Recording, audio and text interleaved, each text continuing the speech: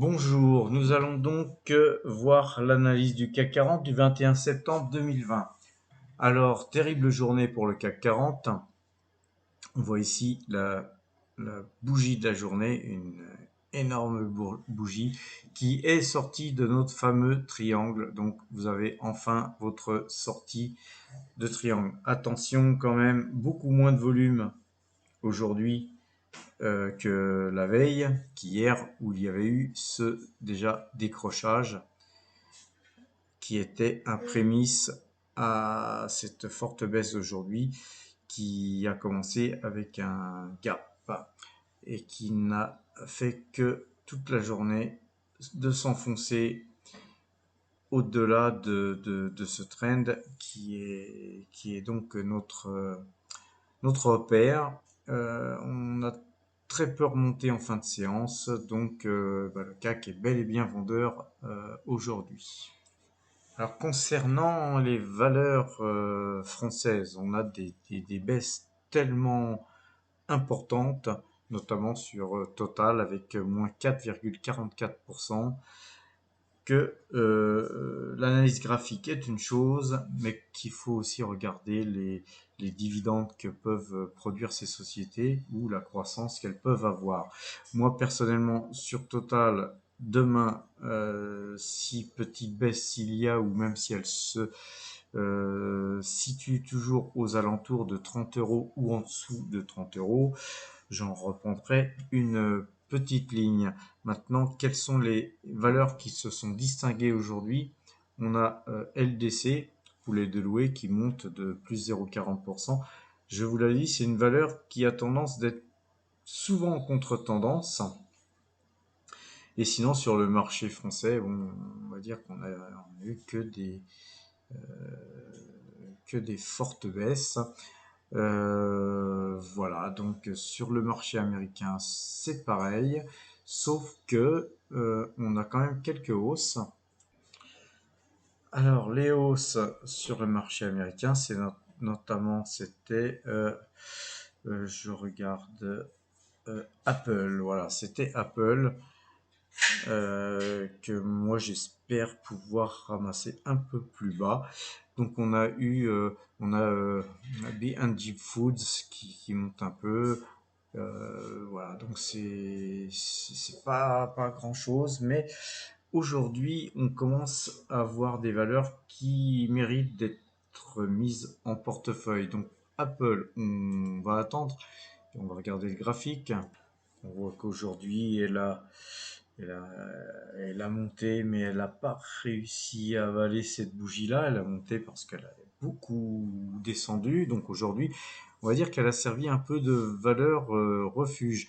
Mais les indicateurs paraboliques SAR restent vendeurs. La moyenne 2,12 vendeuse et le Directional Index Mouvement vendeur aussi. Donc voilà, c'est une valeur qui reste quand même nettement vendeuse malgré la hausse d'aujourd'hui. Alors concernant les valeurs, je vous ai parlé de Total, qui mérite d'être mise en portefeuille si on ne l'a pas, ou qui mérite d'être accumulée, parce qu'aujourd'hui, au cours où vous pouvez l'acheter, c'est du 10% de rendement. Vous avez CNP Assurance aussi, qui est une valeur sympathique, et bientôt Air Liquide, je vous l'avais dit, c'était 140 euros l'objectif, on a dû aller à 142 ou un peu plus. Là, on l'a à 135. Si elle continue à être baissée, c'est une valeur qu'on peut effectivement mettre en portefeuille. Thales, très très belle valeur à mettre en portefeuille. Surtout que notamment ils sont en négociation avec Taïwan pour vendre du matos là-bas. Donc il y a des gros contrats en jeu qui devraient voir le jour très prochainement. Voilà, et donc pas mal de valeurs, même Michelin d'ailleurs, peuvent être surveillées. J'aimerais vous montrer aussi quelque chose que vous pouvez euh, faire un petit fichier Excel avec vos valeurs. Donc par exemple là, je me suis fait un système en fait sur Excel avec le nom de la valeur, le prix de la valeur, une sorte de, tout simplement, de feu. Donc suivant la note, les notes que vous pouvez mettre, là vous avez Directional Index Mouvement, la moyenne de 12, vous avez KJ, le parabolique SAR et le point et figure. Donc ça vous fait 5 paramètres et chaque paramètre, vous pouvez leur donner une note de 2 points ou sur une note sur 10 par exemple, et donc si vous avez 10 sur 10, ça passera au vert. Je vais vous faire la démonstration là tout de suite. Supposons que sur Total, demain DMI passe acheteur, je lui mettrai un point.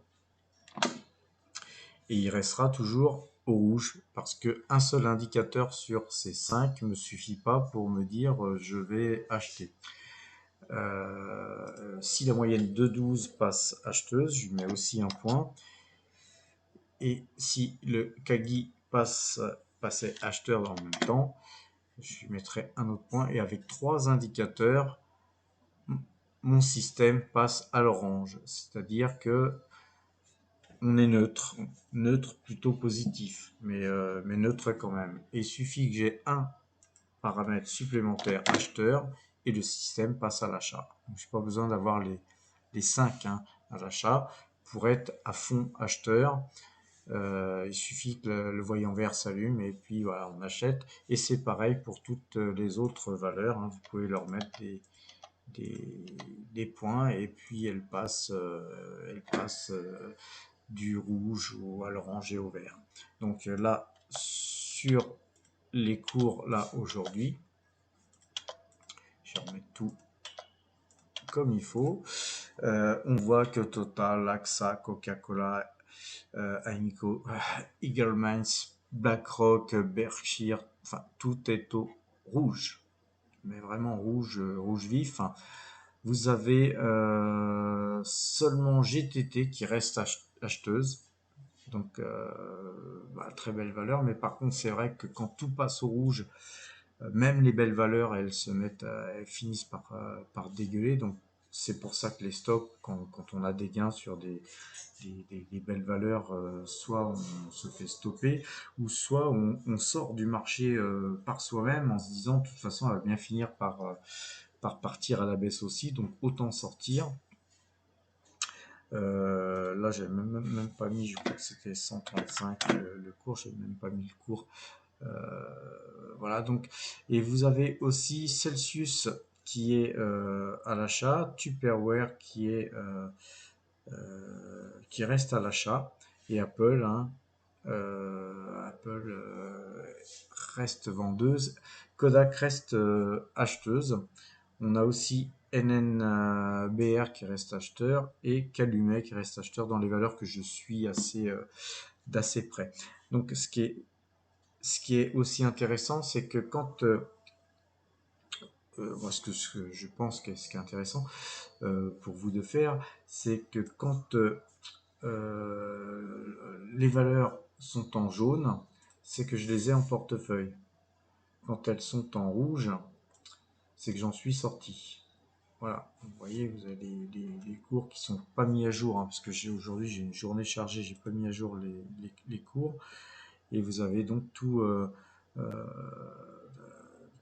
ce qui est en rouge, qui sont des valeurs que je n'ai plus en portefeuille. Donc voilà comment il faut travailler, parce que en fait, quand vous avez 5 indicateurs, vous en avez toujours un qui va être acheteur et puis pas l'autre. Et donc vous êtes tout le temps acheteur en fait. Et c'est pas le but. Le but c'est d'essayer de se faire une idée d'où va le marché. Alors par contre, quand on a des valeurs comme Total et même AXA d'ailleurs, qui distribuent autant de dividendes sur ce prix donné quand vous les achetez, je veux dire, l'analyse graphique n'a plus tellement de sens. On passe à la macroéconomie en se disant, voilà, est-ce que, par exemple, sur Total, est-ce qu'à un moment donné, tôt ou tard, le marché va repartir et les prix du brut remonter et Total avoir une meilleure rentabilité, etc. Donc après, tout ça, c'est une réflexion personnelle qu'on peut et qu'on doit avoir.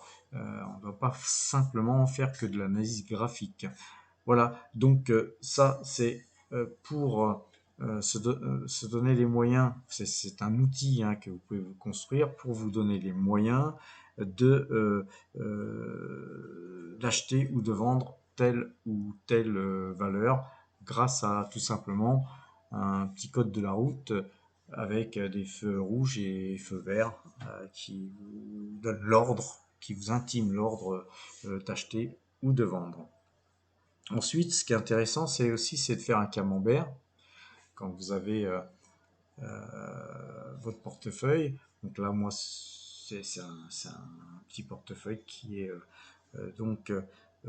constitué d'en fait peu de valeur parce que vous voyez que j'ai la plus grosse partie de mon capital qui est constitué en immobilier.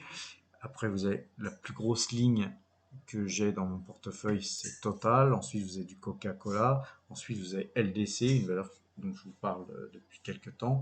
Vous avez ensuite AXA et BlackRock. Voilà la grosse partie action de mon portefeuille. Et diverses, ce sont des toutes petites lignes, notamment le compte de Giro et puis d'autres lignes qui ne peuvent pas être inclus dans une part dans le camembert parce que ça ferait trop d'actions qui figureraient sur le graphique et on n'y verrait plus rien. Donc tout ce qui est très petite ligne, j'en ai constitué une seule qui s'appelle diverses et puis vous avez une ligne qui est espèce, donc une part espèce qui est, vous voyez, qui est très fine là aujourd'hui. On voit que l'immobilier, normalement, je suis plutôt proche de 50% en immobilier. On voit que l'immobilier prend plus de poids dans mon portefeuille, tout simplement parce que les actions ont baissé aujourd'hui. Voilà, donc comment on peut d'un seul coup d'œil voir que son portefeuille est par exemple là sur un portefeuille comme le mien, trop investi sur une seule valeur comme Total. Et c'est un risque que je prends parce que je souhaite avoir une grosse rentabilité en dividende et donc la Total me la procure. Et donc c'est pourquoi c'est ma plus grosse ligne. Maintenant, vous avez aussi un besoin de vérifier votre analyse graphique de votre propre travail. Donc c'est important de voir la fluctuation de ses investissements et de son épargne, hein, puisqu'il y a une partie épargne qui figure.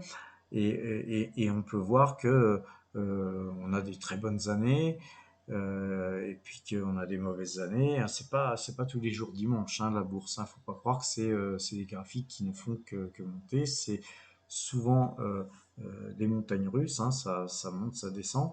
Mais je, je, je, je me rappelle que ici, par exemple, cette baisse-là, qui devait être dans les 2001, ou j'ai plus souvenir, mais c'était peut-être la bulle technologique ou quelque chose du genre, m'avait paru impressionnante, alors qu'aujourd'hui, on la voit même plus sur le graphique. Donc vous voyez, la baisse d'aujourd'hui, et même si on avait une semaine de baisse comme celle qu'on a vue aujourd'hui, dans 10-20 ans, quand vous verrez la baisse sur votre graphique, vous rigolerez parce qu'elle paraîtra insignifiante. Là, c'était par exemple 2008. Par contre, je m'en rappelle bien parce que là, par contre, comme vous le voyez, j'avais bien morflé. Mais aujourd'hui, on voit que voilà, c'est oublié quoi. C'est du passé. Maintenant, il faut se polariser sur le futur. Et le futur, c'est ici, bah, il faut que ça monte. Donc, il faut tout faire pour que son propre graphique progresse.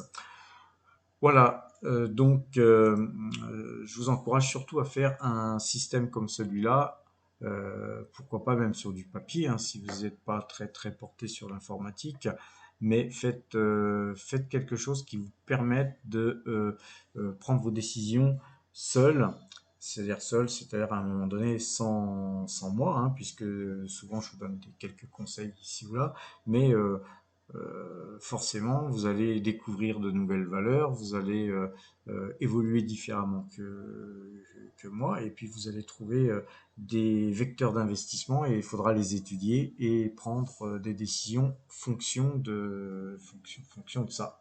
Voilà, je vous souhaite une bonne fin de soirée et à demain.